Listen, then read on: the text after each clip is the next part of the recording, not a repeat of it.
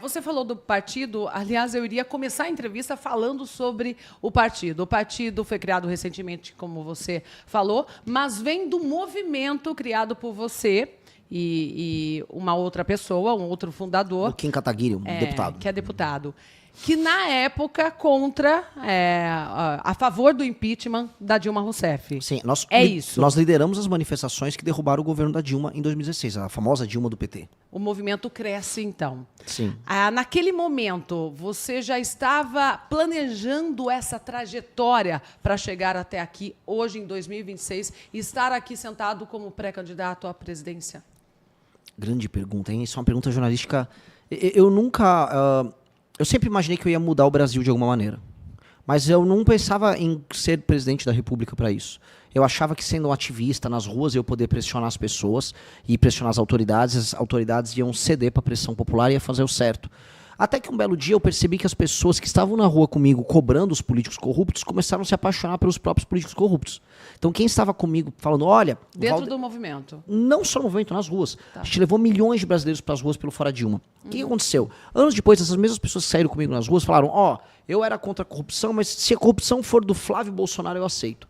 Se a corrupção for do Valdemar da Costa Neto, eu aceito. Porque eles não são corruptos. Isso é mentira da esquerda, da imprensa.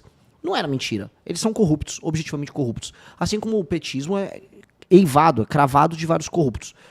No fundo, as pessoas que saíram comigo nas ruas, em grande parte, elas estão aceitando o teu ladrão de estimação delas. O sistema. Caiu no sistema. Caiu no sistema.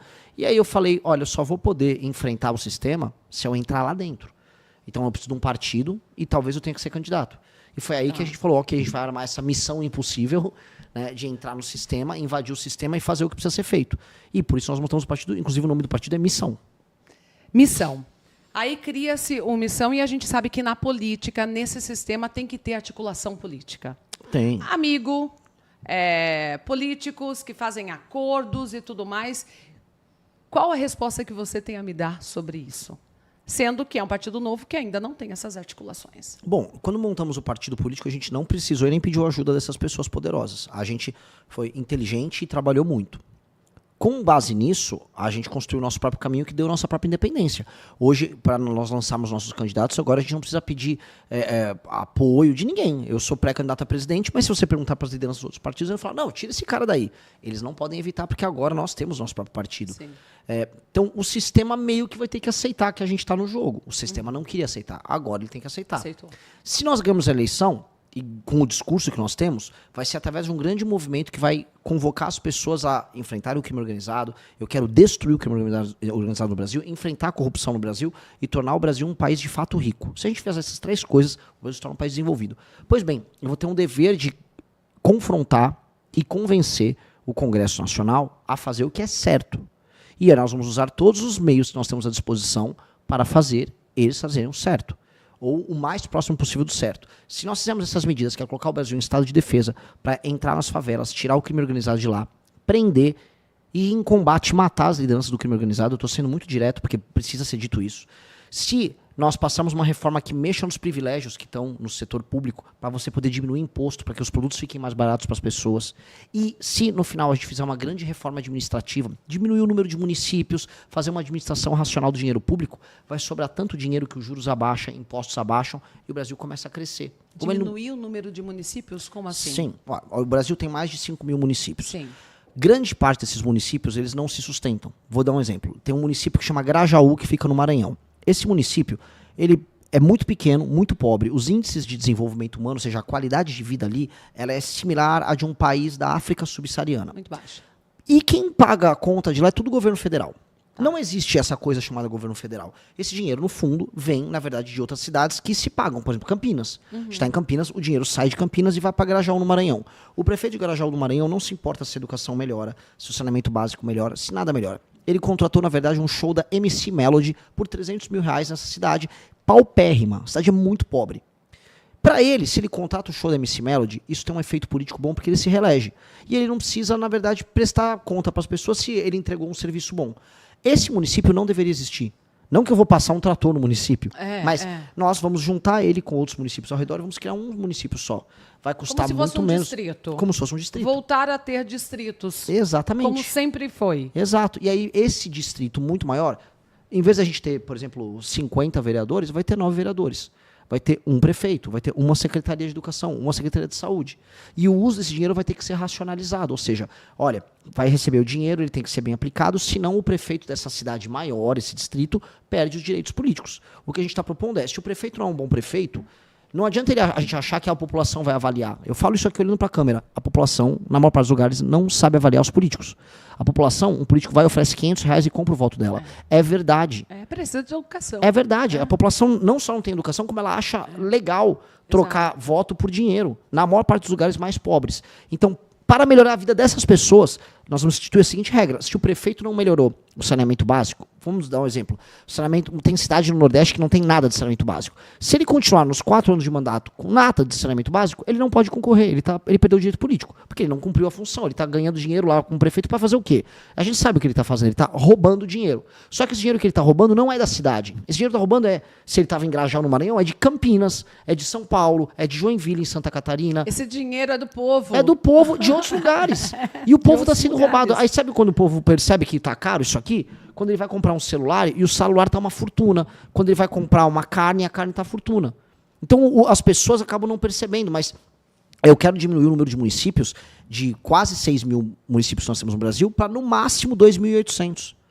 Aí vai ter muito menos prefeito, muito menos vereador te mamando, que é isso que esses caras fazem, mamam o dinheiro público como se não houvesse amanhã, roubam como se não houvesse amanhã. Renan, mas seria uma mudança drástica reduzir assim o número de municípios.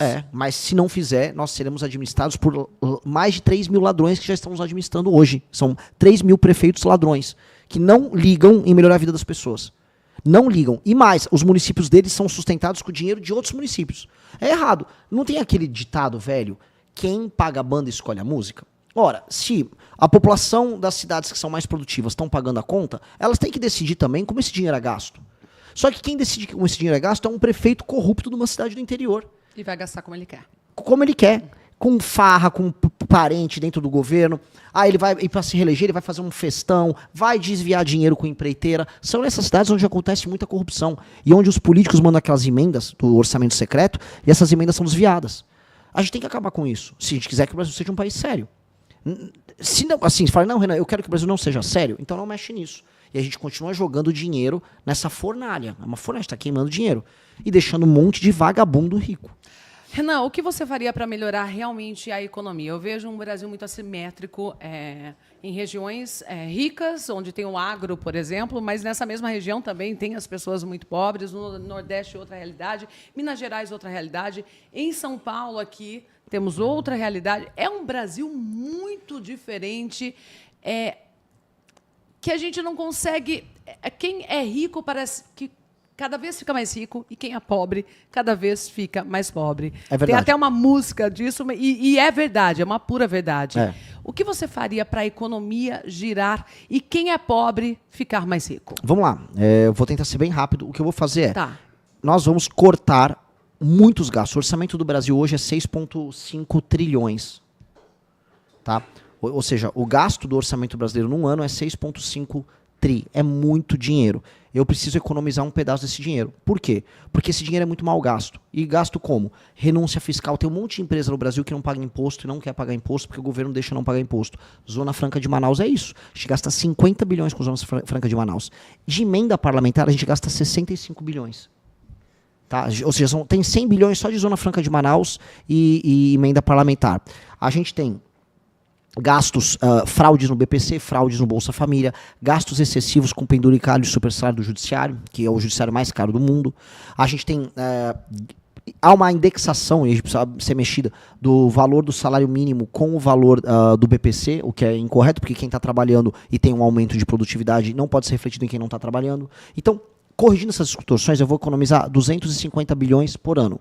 Com esses 250 bilhões, eu começo a equilibrar as contas públicas. Equilibrando as contas públicas, ou seja, o Estado deixando de gastar tanto, os juros pode baixar. Os juros baixando, eu economizo mais de 300 bilhões, por aí. 50 bi para cada ponto da taxa Selic. Com isso, sobra muito dinheiro para eu cortar imposto, e aí as pessoas, como o dinheiro vai ficar mais barato que os juros baixou, as pessoas vão consumir mais. E aí eu vou fazer uma série de reformas que a gente chama de reformas microeconômicas. São reformas que deixam a nossa economia mais competitiva. Se você quiser abrir uma empresa, uma pequena fábrica, uma startup, se você quer abrir um comércio, vai ficar mais fácil. Se você quer contratar e demitir, vai ficar mais fácil.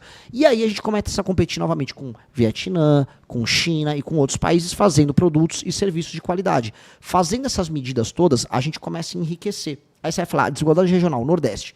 Pois bem, o Nordeste tem condição de se desenvolver. O agro dá para chegar no Nordeste e gerar empregos no Nordeste. E eu vou fazer no Nordeste uma coisa que chama Zona Econômica Especial. Nós vamos pegar empresas que hoje estão na China produzindo para os Estados Unidos e para a Europa, produtos industrializados, e eu vou trazer empresas que façam isso, vou colocar no Nordeste sem pagar impostos, e elas vão só exportar, para não destruir o resto de produção que nós temos no Brasil. Exportar para o primeiro mundo, igual a China fez. Vamos trazer essas empresas e vamos começar a industrializar o Nordeste. Vamos levar data center para o Nordeste, fazer energia desenvolvida, isso lá. O Nordeste se desenvolve lá, o que acontece? O governo pode parar de investir tanto no Nordeste e volta a investir aqui no Sul-Sudeste. Tá. Aqui a gente foi esquecido. Só para lembrar aqui, para todo mundo que está assistindo, nós, em São Paulo, pagamos boa parte da conta, mas o dinheiro não volta para cá. São Paulo, em alguma medida, é roubado pelo governo federal. Depois a reforma ficou mesmo. É roubado. E, como é roubado, nós temos que resolver de vez o Nordeste para voltar também a focar na nossa região. Tá. Tudo isso seria um Brasil ideal. É um Brasil... lá, um Brasil justo. Justo, vamos usar essa palavra. Você chega lá na presidência, pré-candidato, passa a ser presidente da República. Como enfrentar o Congresso daí para mudar tanta lei? Você já pensou nessa articulação, Renan? Sim. O Congresso Nacional, hoje ele é completamente viciado em emenda. Os deputados federais ligam apenas para emendas, tá? E hoje nós temos uma alternativa. Eu posso fiscalizar a emenda deles. Se qualquer um fiscalizar as emendas do orçamento secreto, metade do Congresso vai preso.